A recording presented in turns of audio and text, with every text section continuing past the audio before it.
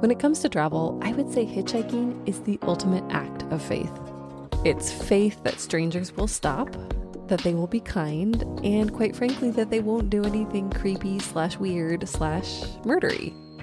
And more than 20 years ago, writer Santi Elijah Holley found himself choosing faith over a bus ticket. For reasons you'll soon hear, he decided to hitchhike from Northern California to Oregon. What he discovered over the course of those 400 miles changed everything. I'm Aislinn Green, and this is Travel Tales by Afar. Let's hit the road with Santi.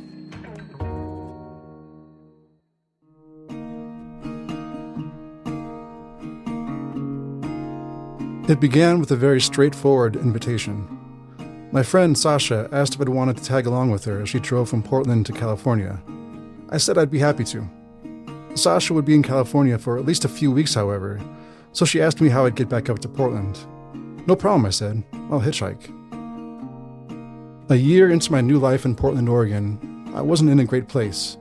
I was broke, underemployed, and lonely, far from my hometown of Ann Arbor, Michigan.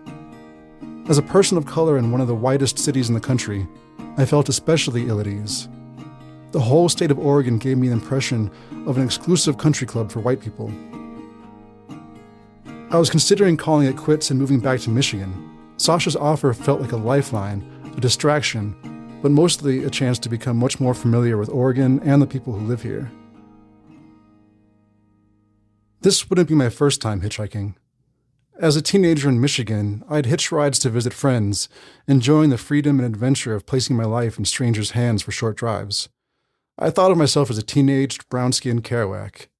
I never had any frightening encounters with anyone, and I didn't worry that I would. This trip would be different. I'd be traveling slowly over multiple days through small Oregon towns. I wanted to feel that same sense of freedom and adventure, but I also wanted to learn if my newly adopted state, lily white Oregon, would accept and look after a young, anonymous, brown-skinned man far from home. Sasha dropped me off in Arcata, a small town 100 miles south of the Oregon border. Early the next morning, she wished me luck and drove off, leaving me with a backpack, sleeping bag, snacks, and water. I didn't own a cell phone. All I had to guide me on my 400-plus mile journey was a paper road map of the Pacific coast. After 2 cups of coffee at a cafe called Muddy Waters, I walked to the Highway 101 entrance ramp. Now, as I stood on the side of the road, faced the oncoming cars, stuck my thumb out, I tried to tell myself that I hadn't made a terrible mistake.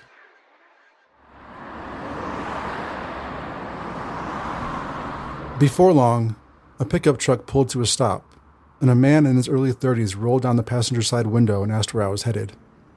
North, I replied, which seemed to me like the simplest answer. I'm going to McKinleyville, the man said. I can drop you off there. After a quick, mostly silent, 10-minute drive, the man let me off near a gas station in the nondescript town of McKinleyville. Soon after I went back to the road and stuck out my thumb, another truck stopped. I just seen you get out of Brad's truck, the man explained. He's a buddy of mine. This man drove me another 10 minutes up to West Haven, where I soon got picked up by another driver, who dropped me off 5 minutes later in the seaside town of Trinidad. At this rate, I thought to myself, it would take me all day just to get out of California. But though it had been years since I'd last hitchhiked, I remembered that the most important thing is to be patient. After 20 minutes of standing on the side of the road with my thumb out, watching drivers rubberneck as they whizzed past me, I was relieved when an elderly couple in a rusted old station wagon pulled over and told me that they were heading to Crescent City, about 60 miles north. They didn't speak much during the drive, and I didn't get the impression that they cared at all about who I was or why I was hitchhiking alone on the highway. I assumed they just felt some sort of moral obligation to stop for me and bring me a little closer to my destination. We drove silently up the coast until the 101 turned east and snaked through the Redwoods National Park with its towering, primeval trees reaching into the clouds. They dropped me off in Crescent City, gave me a little wave, and continued on. I didn't have to wait long before I was picked up by a man in his mid-30s. He had silver-streaked hair, a navy blue sports coat, expensive watch, and he was driving a bright red convertible. His name was Peter. He told me he lived in New York and this was his first trip to the West Coast. He'd rented this car in San Francisco to drive up the 101 and see the sights. After about 20 minutes, we crossed the state line with its large Welcome to Oregon sign, which Peter earnestly said aloud, like a flight attendant. He soon became distracted while looking out of the window at the Pacific Ocean, gleaming in the afternoon light. The car swerved toward the shoulder once, then swerved again a moment later over the yellow line. "Hey, so do you want to pull over?" I asked. "Actually, yeah," he said. "Do you mind?" We turned into the small parking area of Harris Beach State Park, then followed the trail to the beach, eating wild blackberries off the vine. When we got to the beach, we slipped off our shoes, letting our toes sink into the cool sand. He pulled a flip phone from his pocket and began snapping photos of the ocean, and I reflected for a moment on the peculiarity of this sight, the broke, brown-skinned hitchhiker and the white, affluent New Yorker walking barefoot together on the beach. But despite Peter's obvious wealth and success, I didn't envy him. Though I didn't own a car or a fancy watch, and I probably had at that moment $100 total in my checking account, I didn't want to be at a place in life where I felt compelled to snap tiny cell phone photos of the ocean. Eventually, we returned to his car and continued north. We reached the small town of Gold Beach as dusk was approaching. Peter told me he was going to look for a hotel for the night before continuing in the morning up to Seattle, where he'd return the car and fly back to New York. I didn't have money for a hotel, so I told him he could drop me off anywhere. "Suit yourself," he said. He dropped me off at Gold Beach Books and Art Gallery, where I whiled away the rest of the day. I bought a cup of coffee, browsed the bookshelves, and looked at the collection of amateur art on the walls, killing time until I'd have to go out and find a place to sleep for the night. I wasn't entirely new to sleeping on the street, or urban camping as I thought of it. I'd spent a handful of uncomfortable nights on park benches or in the back seats of cars on previous road trips, so I knew how to find relatively safe and inconspicuous places to camp out. It's a helpful survival skill to have when you're poor.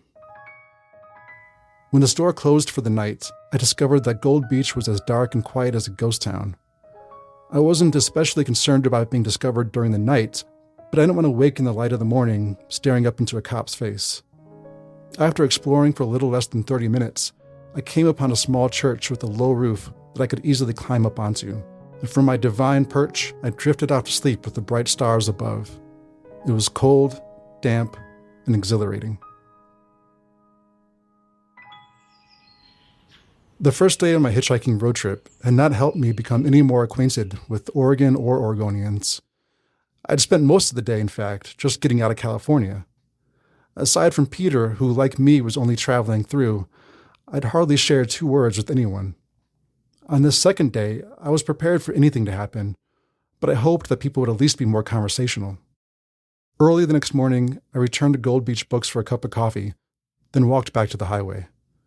I was still about 300 miles from Portland if I took the most direct route on I-5, but I wanted to remain on the more scenic 101, at least until Newport, which would add almost 200 miles to the trip. I was in no hurry to return to Portland, since there was nothing waiting for me there but an empty fridge and a twin bed with threadbare sheets. I stood on the side of the road and stuck out my thumb. In a short time, a minivan pulled over, and a woman rolled the window down and asked where I was headed. "North," I said. "Okay," she said, and opened the door. She told me her name was Deborah, and she was on her way to Port Orford, a fishing town, one of the oldest and smallest towns in Oregon, where she lived with her teenage son. Her son considered enlisting in the Navy, but he was disheartened by his early experience and recently returned home. "He doesn't like it in Port Orford," Deborah told me. "It isn't easy for young people here, and I feel bad for them. There should be more things for young people to do. This area is nice, but it's just a bunch of old folks and retirees mostly, and they don't care about the younger generation. They would rather ignore them or treat them like delinquents." Deborah and her son used to live in Bend, but at that time it didn't have much going for it.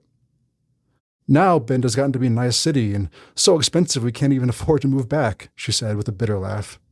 Deborah told me about a building in Port Orford that served as a center for high school bands to play shows and practice and hold events that they couldn't hold anywhere else. This building, however, was dilapidated, decaying, and unsafe. Asbestos drifted from the ceiling, pipes were rusted, and paint curled from the walls. There was a threat of it being condemned and boarded up, shutting down the one and only place in town for teens to put on events. "So I started showing up with paintbrushes and brooms and mop buckets," Deborah told me. "I've put in a whole lot of hours trying to clean that place up. A few other women have started helping out, and it's starting to look a little better, but we need much more.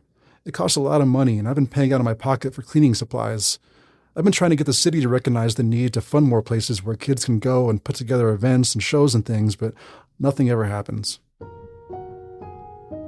I wondered why Deborah was sharing all this with me.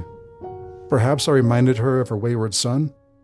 Or perhaps she'd only needed to vent to someone neutral, an outsider, who would listen impartially to her concerns and anxieties. When she dropped me off, 30 minutes later, outside a Port Orford supermarket, she thanked me, as though I were the one who had done her a favor by riding with her and listening to her story.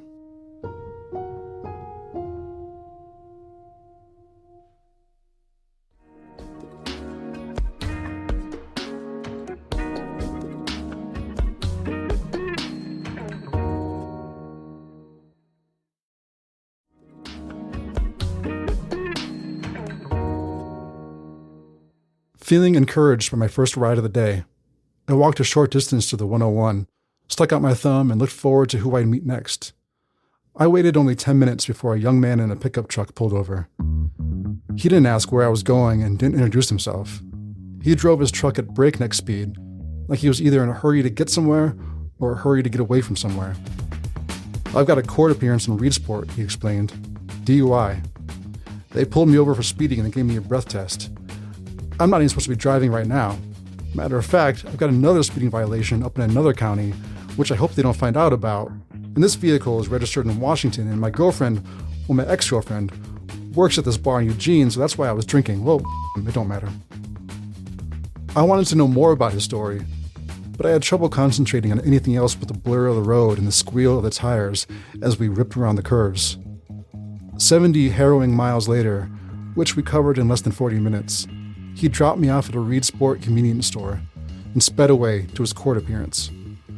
I took a few minutes to myself to catch my breath, then went inside the convenience store and bought an apple and a loaf of bread to eat later.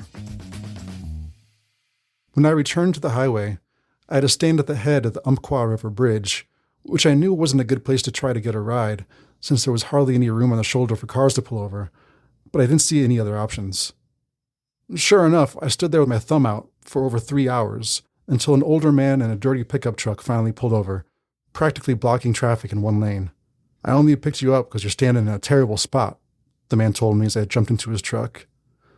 "I'm going to take you across that bridge and drop you there, because that's where I'm turning off. I'm going off to work down there.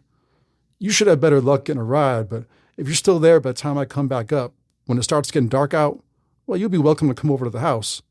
Me and my wife will cook you up some dinner, and you can stay there till morning." I was heartened by the man's hospitality. I'd only been in his truck for a few minutes. We hadn't had enough time to get acquainted, and yet his concern for this strange young man's well-being evidently took priority over any suspicions or misgivings he'd had. I wondered if he, too, had an errant son somewhere. I might have taken him up on his offer if it had come to it, but almost as soon as we crossed the bridge and he dropped me off, an old Chevy pulled over to the side of the road. "I'm going to Florence," the man told me. "I can take you as far as that." He wore a button-up shirt with a National Park Service badge. His name was Howard. Folks call me How. His car was a mess of fast food wrappers. There were cigarette burns in the upholstery. As we were driving north of the town of Gardner, Howard nodded toward a large, dilapidated structure. "Out over there is the old paper mill," he said. Hundreds of men worked there, a lot of them just out of the army or out of school. The pay wasn't hardly anything, but it was steady, reliable work. I was 18 years old when I came there. I stayed for 15 years before they went out of business and shut their doors for good. I've been working up at the park since then, maintenance and what have you. Howard spoke softly, but quickly, as though he knew we only had a short time for him to tell me everything he wanted about himself. Another park offered me a little more money, but all I'd be doing is cleaning toilets, he continued. At this park, I still have to clean toilets, but not all the time. Still, it's not the best work. I've been living with my mother in Florence, and I'll eventually move out, but I'd like to stay in the area. When I was a teenage hitchhiker, my conversations with drivers were surface level, if that. On this road trip, I wasn't sure what to expect, though I'd hoped for more. And today, 3 different people had opened up to me in different ways. Now, I never considered myself an especially gifted listener. I had just thought of myself as a curious person, someone who goes on adventures and takes risks for the opportunity to learn something. But now I was discovering that I was apparently someone who people, strangers, felt free to confide in. I was apparently someone who could be trusted with sensitive stories. I didn't realize it at the time, but I now believe that here, on this stretch of Highway 101 in Southern Oregon, was where I started out on the path that would lead to my present career as a journalist and author. All of us want to share our stories. We want others to be interested in our lives, no matter how unremarkable they might seem. All we need is a receptive audience. And there's no better audience than a complete stranger sitting beside you in your car for 40 to 50 minutes. Howard dropped me off north of Florence, just south of Yachats, near Cape Perpetua in the Sayusala National Forest.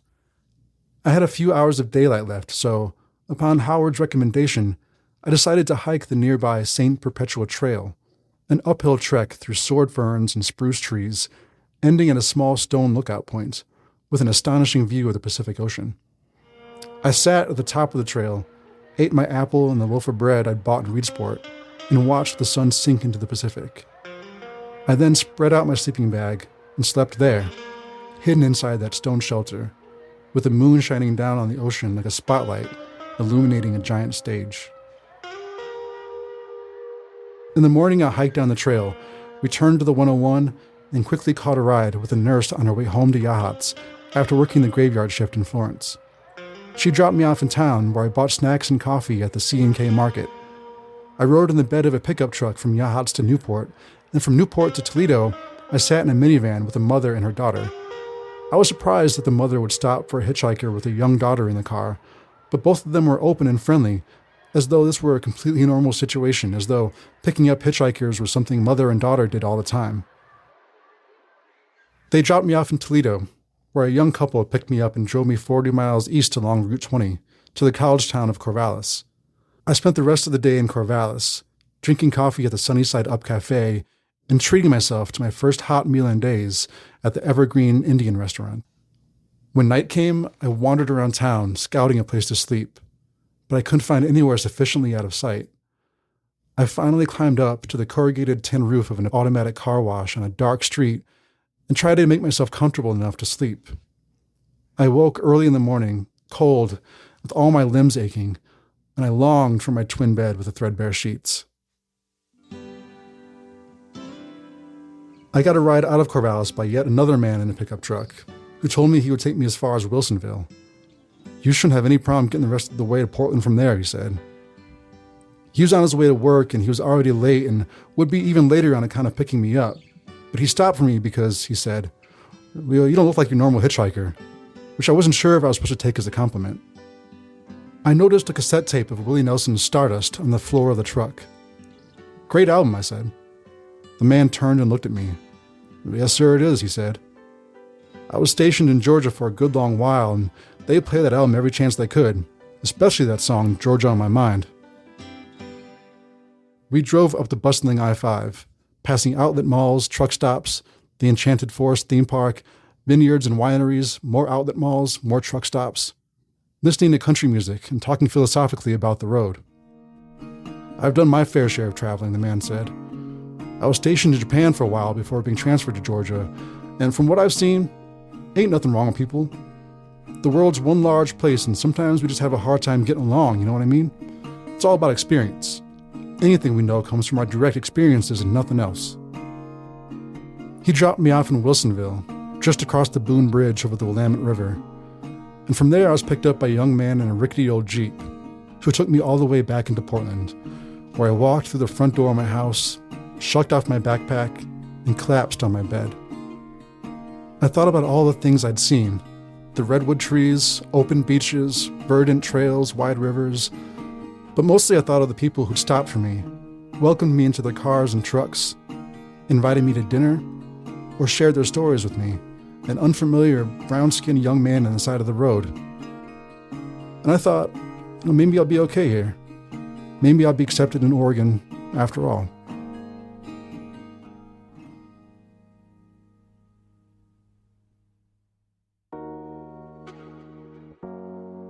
And that was Santi Elijah Holley. Santi was indeed okay. In fact, he went on to live in Oregon for the next 18 years. And while he now lives in Los Angeles, he says that Oregon still feels like home and probably always will. And no, he has not hitchhiked since that trip. And while he says he misses the freedom and adventure of hitchhiking, he says he has no inclination to ever again stand on the highway with his thumb out. You can learn more about Santi on his website, santielijahholley.com. I've included that link in the show notes, as well as a link to his excellent book titled An American Family, the Shakurs, and the Nation They Created. Thanks so much for joining this episode of Travel Tales by Afar. I'll see you next week. Ready for more travel tales? Visit afar.com/podcast and be sure to follow us on Instagram and TikTok. We're at Afar Media. If you enjoyed today's exploration, I hope you'll come back for more great stories. Subscribing makes this very easy. You can find Travel Tales by Afar on Apple Podcasts, Spotify, or your favorite podcast platform.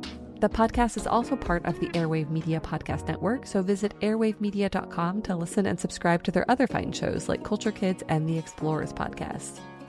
If you enjoyed today's episode, be sure to rate and review the show. It helps us book amazing guests like the one you just heard, and it helps other travelers find it.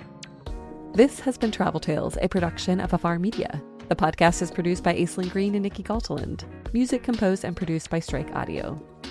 And remember, everyone has a travel tale. What's yours?